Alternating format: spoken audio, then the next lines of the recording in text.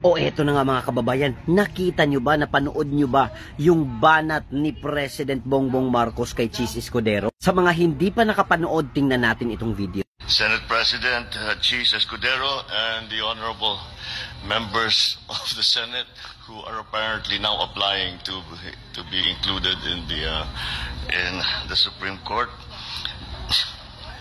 Nagkaroon lang ng autonomy. Gusto niyo na mag-Supreme Court. Paano naman? How will Chis pass his legislation? I don't know mga kababayan if this was a joke of the president. Pero iba yung dating sa akin eh. Parang hindi siya pabiro eh.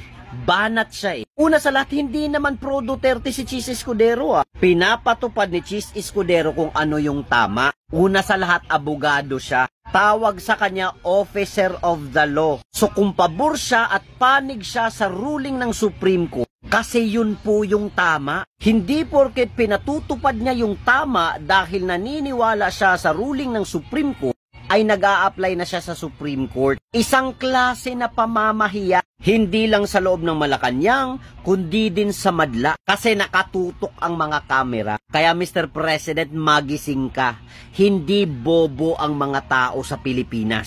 At mga Pilipino sa buong mundo. Marami po ang may utak, baka hindi nyo alam yun. Baka galit ka lang Mr. President kasi hindi umayon sa mga plano ninyo ang naging desisyon. Hindi nyo na-persuade o natakot ang Senado. Oo, makapangyarihan kayo, pero mas makapangyarihan ang batas ng mga Pilipino. Mas makapangyarihan ang mga Pilipino. Kaya yung banat mo kay Chis Escudero, alam namin ang iyong punto.